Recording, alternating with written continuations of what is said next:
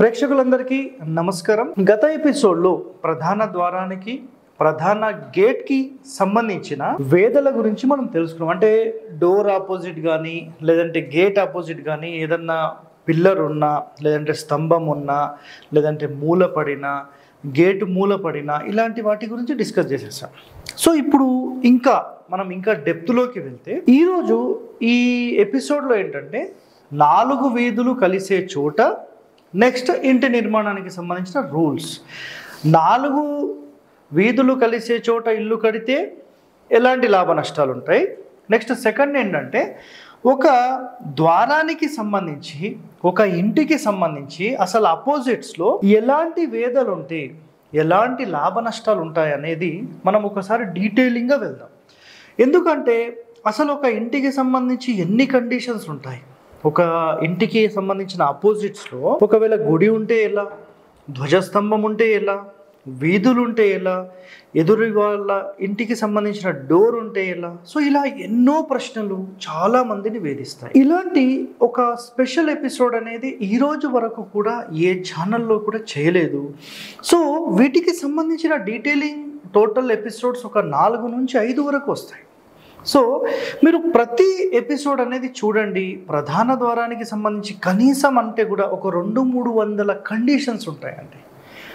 నిజంగా సార్ మీరు అసలు ఇన్ని గణం ఎక్కడ తీసుకున్నారు అంటే మీరు సింపుల్గా చెప్తానండి. గాయత్రి వాస్తులు ఇవన్నీ చాలా కండిషన్స్ ఉన్నాయి. ఇంకా కొన్ని కండిషన్స్ మనకు ఎక్కడ దొరుకుతాయంటే సమరాంగణ సూత్రధారంలో దొరుకుతాయి. సమరాంగణ సూత్రధారాన్ని, దానిలోని కాన్సెప్ట్స్ని ఇవన్నీ తీసుకొని ఎన్నో తెలుగు పుస్తకాల్లో మన తెలుగు వాళ్ళు మనకు అందించారు. సో అంత గొప్ప వాళ్ళు మన తెలుగు. సో ఇప్పుడు ఇక్కడ కాన్సెప్ట్ చూడండి. కొన్ని మీకు సింపుల్గా ఇందులో కొన్ని కండిషన్స్ చెప్తాను, ఇంకొక ఎపిసోడ్లో ఇంకా డీటెయిలింగ్గా వెళ్తాం. ఓకే. సో ఇక్కడ కండిషన్స్ 4 వీధులు కలిసే చోట ఇంటి నిర్మాణము అన్నారు. సో ఇక్కడ ఒకటే గమనించండి, ఇదొక రోడ్, ఇదొక రోడ్, ఇదొక రోడ్, ఇదొక రోడ్. సో ఇవి 4 వీధులు కలిసే చోట అంటాం మనం. ఓకే.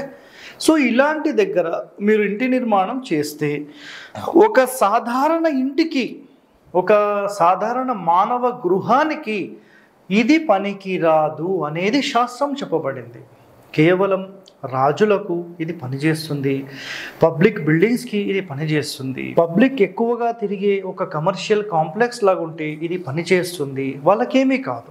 ప్లస్ ఎలాంటి బిజినెస్ సెంటర్స్కైనా ఇది పనిచేస్తుంది. కానీ ఒక సాధారణ మానవ గృహానికి ఇలాంటి రోడ్ ఉంటే చాలా డేంజర్. అది కూడా ఏదో ఒక చిన్న గల్లీలో ఉందండి అంటే ప్రాబ్లం లేదు. కానీ పెద్ద పెద్ద రోడ్స్ ఉండే దగ్గర, ఎప్పుడు హైవే రోడ్స్, నేషనల్ లేదంటే పెద్ద పెద్ద వీధులు ఉండే చోట, టౌన్ సిటీస్ లాంటి ప్రాంతాల్లోనేమో ఈ వీటికి సంబంధించిన దోషం అనేది చాలా తీవ్రంగా ఈ ఇంటిలో ఉన్న వాళ్ళకి కలుగుతుంది.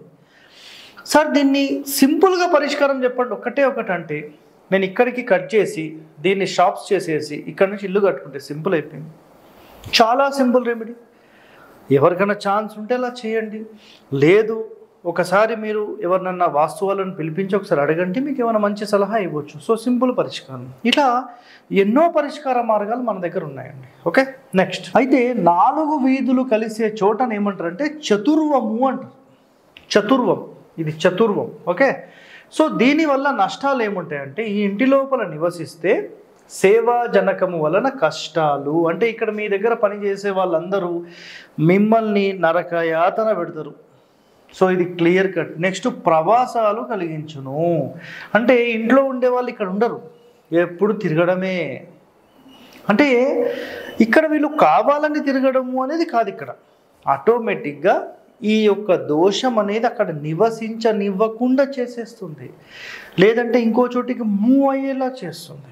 మీ అదృష్టం బాగుంటే మూవ్ అయిపోతారు, అదృష్టం బాగుంటే తిరుగుతూనే ఉంటారు. ఇక అక్కడికి ఏదో పని, ఇక్కడికి ఏదో పని, ఎప్పుడు ఏదో పంచాయతీ ఇట్లా అన్నమాట. నెక్స్ట్ ఒకవేళ మన ప్రధాన ద్వారానికి గేట్కి ధ్వజస్తంభం అడ్డుగా ఉంటే, ఓకే.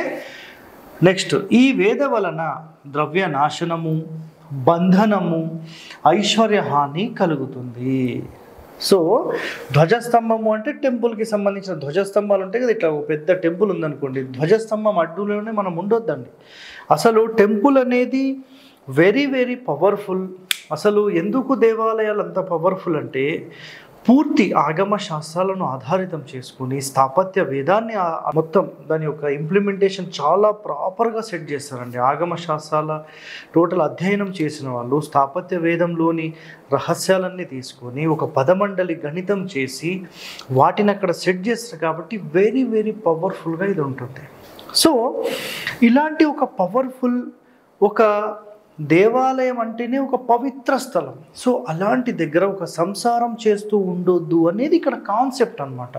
ఎప్పుడు డిస్టర్బెన్సెస్ జరుగుతుంది కాబట్టి ఈ ధ్వజస్తంభం ఎదురుగా ఉంటే గనక మీకు స్త్రీలకు అరిష్టము వ్యాధులను కలిగించును అని చెప్పారు. దేవాలయం ఉంటే వినాశనమే అని చెప్పేశారు. దేవాలయం ఉందనుకోండి ఇట్లా ఆపోజిట్లో చాలా డేంజర్. సో సరే ఎట్లుండొచ్చు అంటే ఒకవేళ ఇక్కడ దేవాలయం ఉంది, ఈ ఫేసింగ్ ఉంది, ఎగ్జాంపుల్ ఏదో ఫేసింగ్, ఇక్కడ పక్క మీ ఇల్లు ఉంది, పర్వాలేదు అంటున్నా, ఇది కొంతవరకు బెనిఫిట్.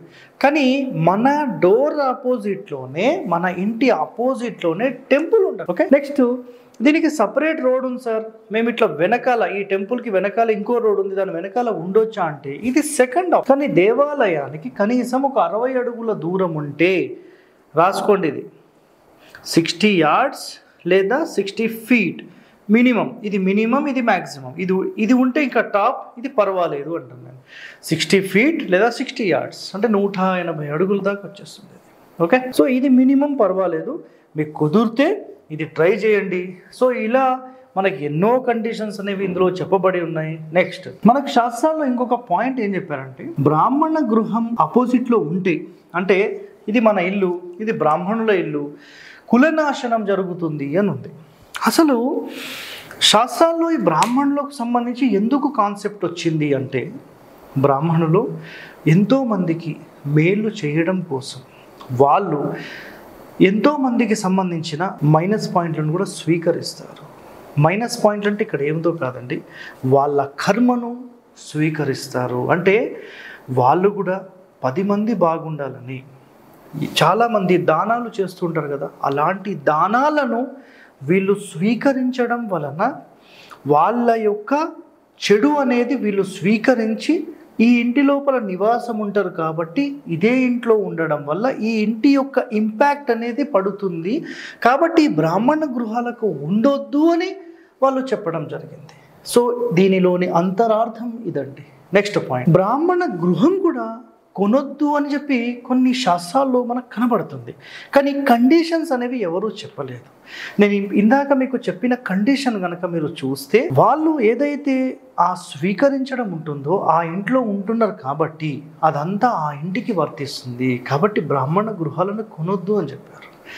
మీరు నిజంగా నేనైతే చెప్తాను, వాళ్ళు మనకు మంచి చేయడం కోసమే చేస్తున్నారు, కానీ దానివల్ల ఎదుటి వాళ్ళకు ఇబ్బంది అవుతుందనేది ఇక్కడ కాన్సెప్ట్. కానీ మరి ఇలా అందరూ బ్రాహ్మణులే అంట కాదంట, అది రాంగ్. అది కేవలం ఎవరైతే పూజలు చేసి ఈ దానాలు స్వీకరిస్తారో ఇది వాళ్లకు మాత్రమే సంబంధం, ప్రతి బ్రాహ్మణులకు కాదు.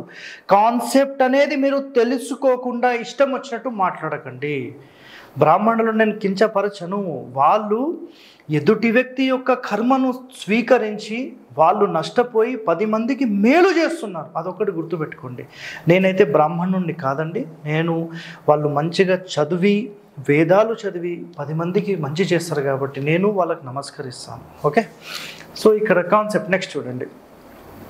సో బ్రాహ్మణ గృహం అపోజిట్ కులనాశనం అనుకున్నాం. నెక్స్ట్ ద్వారం ఎదురు దేవత వాహనాలు కానీ పుట్టలు కానీ మట్టి దిబ్బెలు కానీ ఉంటే విదేశీ గమనము అన్నారు. అయితే ద్వారం ఎదురు అన్నప్పుడు ఇక్కడ ఆలోచన చేయండి ఒకసారి.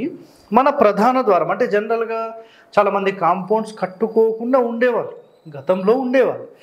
అయితే అలాంటి మెయిన్ డోర్ ఆపోజిట్స్లో దేవత వాహనాలు అంటే దేవతలు ఎక్కడన్నా వాహనాలు తిరుగుతారా అని డౌట్ రావచ్చు కదా. రథాలు ఉంటాయి కదండి, అలాంటి రథాలు కానీ లేదా పుట్టలు కానీ మట్టి దిబ్బెలు, పెద్ద పెద్ద మట్టి దిబ్బెలు ఉంటాయి కదా మెయిన్ డోర్ ఆపోజిట్స్లో కొంచెం దూరంలో ఉంటాయి. సో ఇలాంటివి ఉంటే ఆ ఇంట్లో వాళ్ళు పై అంచులో నుంచి వెళ్తారు అంటే ఆటోమేటిక్గా ఇక్కడ విదేశీ గమనము అని ఎక్స్ప్లెనేషన్ చేయడం జరిగింది. సో దీనికి సంబంధించిన సింపుల్ కండిషన్. నెక్స్ట్ సింహద్వారం ఎదురు వృక్షం ఉంటే అంటే డోర్ ఆపోజిట్లో ఒక 10-15 ఫీట్ లోపల ఉంటే అది శిశువులకు హాని కలిగిస్తుంది అని శాస్త్రం చెప్పింది. సో వీళ్ళ యొక్క అబ్జర్వేషన్ అనేది ఎన్నో సంవత్సరాలు అబ్జర్వేషన్ చేసిన తర్వాత ఇవి రాసినవండి. ఏదో ఊరికే ఎవరికో పోయి అట్లా దెబ్బ తగిలిందంటే వృక్షం ఉండదు అట్లా కాదండి. వాళ్ళు పరిశోధన చేసే క్లారిటీ ఇచ్చారు. నెక్స్ట్, మెయిన్ డోర్ ఆపోజిట్లో వృక్షపు నీడ, ధ్వజస్తంభము నీడ, గోపుర నీడ, ఆలయ నీడ, శిఖర ఛాయ పడితే దరిద్రము అని చెప్పారు. ఇంతకుముందు మీకు ఎక్స్ప్లెయిన్ చేశాను కదా, వృక్షము నీడ పడుతుంది అంటే ఆటోమేటిక్ ఏంటంటే మన ఇల్లు చీకట్లో కమ్మేస్తుంది అని. ధ్వజస్తంభం అంటే ఇందాకనే చెప్పేశాను ఇక్కడ. నెక్స్ట్, గోపుర నీడ అంటే ఆటోమేటిక్ మన ఇంటికి మొత్తం అడ్డొచ్చేస్తుంది కాబట్టి ఇక్కడ 60 ఫీట్ 60 యార్డ్స్ అని చెప్పడం జరిగింది. ఆలయం నీడ, ఆలయం నీడ అంటే అసలు మన ఆపోజిట్లో టెంపుల్ ఉండొద్దు అని చెప్పేసాను. శిఖర ఛాయ, సో ఛాయ పడుతుందంటే మనం దగ్గర ఉంటున్నాం, సో దూరం ఉండండి అని చెప్తున్నాను. సో ఇవేనండి ఇక్కడ పరిష్కార మార్గాలు. చాలా సింపుల్గా మీకు ఎక్స్ప్లెయిన్ చేశాను. ఇంకా ఈ ద్వారాలకు సంబంధించిన ఇంకా డీటెయిలింగ్ ఎక్స్ప్లెనేషన్ తరువాయి ఎపిసోడ్లో తెలుసుకుందాం. ఓకే, అంతవరకు సెలవు మరి. ధన్యవాదాలు.